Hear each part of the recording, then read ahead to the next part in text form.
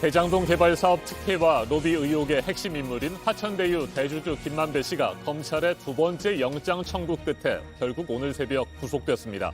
천화동인 4호의 소유주 남욱 변호사도 구속을 피하지 못했는데 법원은 두 사람 모두 범죄 혐의가 소명되고 증거인멸의 우려가 있다고 밝혔습니다. 이들은 이미 구속된 유동규 전 성남도시개발공사 본부장과 짜고 화천대유 측에 거액의 초과 이익이 돌아가도록 개발 사업을 설계, 공사 측에 막대한 손해를 끼친 배임 혐의와 뇌물 혐의 등을 받고 있습니다. 한편 검찰이 공범으로 판단하고 함께 청구했던 정민용 변호사의 구속영장은 기각돼 정 변호사는 집으로 돌아갔습니다. 두 명의 핵심 인물 신병을 확보한 검찰은 배임 혐의의 윗선 그리고 로비에 대한 수사에 더 속도를 내게 됐는데요.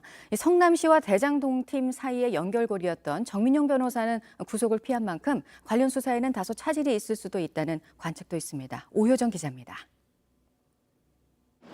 법원은 김만배 씨와 남욱 변호사에 대한 영장을 발부하면서 범죄 혐의가 소명됐고 증거인멸의 우려가 있다고 했습니다.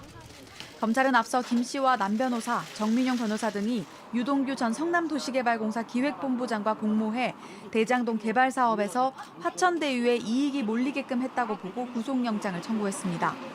이 과정에서 성남도시개발공사가 651억 원 이상의 손해를 봤다는 겁니다.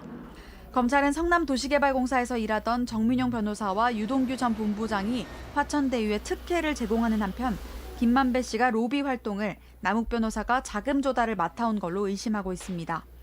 특히 김만배 씨는 유동규 전 본부장에게 700억 원의 뇌물을 약속하고 회사 돈 5억 원을 빼돌려 건넨 혐의도 받고 있습니다.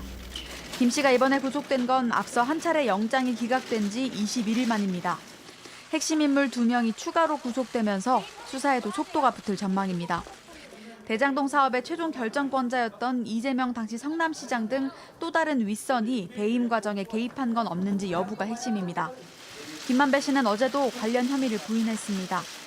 그분은 최선의 행정을 하신 거고 저희는 그분의 어떤 행정 지침이나 이런 걸 보고 한 거기 때문에 정책에 따라서 공모에 진행한 것이라고 생각합니다. 이른바 50억 클럽 등 정관계 로비 의혹 수사도 새로운 국면을 맞을 걸로 보입니다. 다만 이번에 함께 영장이 청구된 정민용 변호사는 앞으로도 불구속 수사를 받게 돼 오늘 새벽 서울구치소에서 풀려났습니다.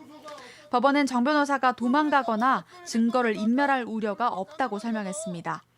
정 변호사는 성남도시개발공사에서 전략사업실장으로 일하면서 성남시와 대장동팀 사이에 핵심 연결고리 역할을 했던 만큼 당시 성남시 결제라인 수사는 장기전이 될 수 있다는 관측도 나옵니다.